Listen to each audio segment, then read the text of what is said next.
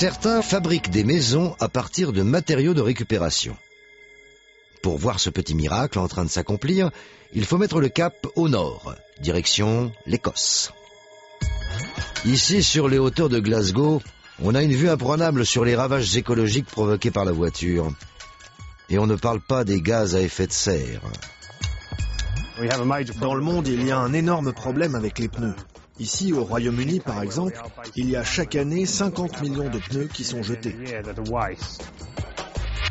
Si vous demandez à Kevin Trott quelle est sa profession, il vous répondra qu'il est écotecte. L'écotecture, ou architecture verte, est née dans les années 70 aux États-Unis. Kevin a décidé de la promouvoir dans toute l'Europe. Notre concept consiste à utiliser des matériaux que l'on peut trouver sur place où que l'on soit. Les pneus sont un problème mondial, donc on en trouve partout.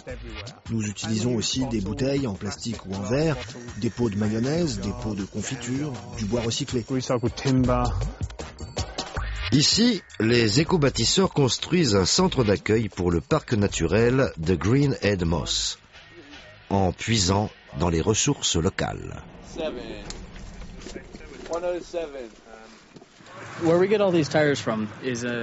Nous allons chercher nos pneus dans un endroit qu'on appelle la montagne de pneus. Là-bas, ils reçoivent 10 000 pneus par jour. Pour le bâtiment que nous construisons actuellement, et ce n'est vraiment pas le plus gros bâtiment qu'on puisse construire, de loin, on utilise entre 800 et 1000 pneus seulement. Alors vous imaginez ce qu'on pourrait faire avec 10 000 pneus par jour. Le potentiel est absolument dingue.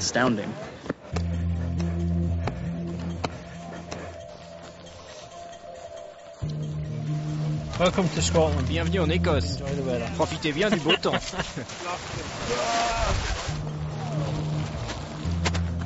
Il existe aujourd'hui 1 millier de ces maisons durables à travers le monde. Kevin a décidé de bâtir la sienne sous des cieux plus cléments, en Normandie, dans le village de Gers. Visite du propriétaire en compagnie de Madame Trott, l'épouse de Kevin.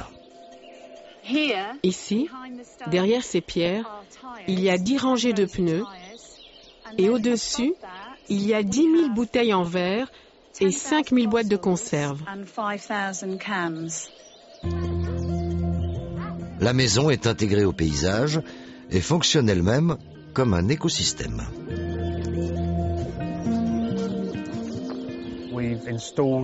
Nous avons installé 10 panneaux solaires sur le toit.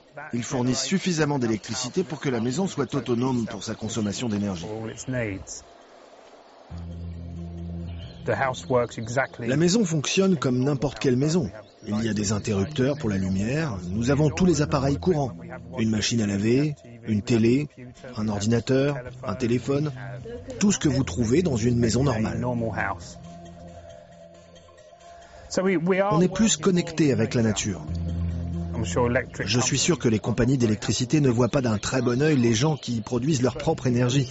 Mais le soleil appartient à tout le monde. Tout le monde peut en profiter.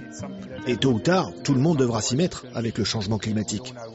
C'est une manière formidable de produire gratuitement une énergie propre.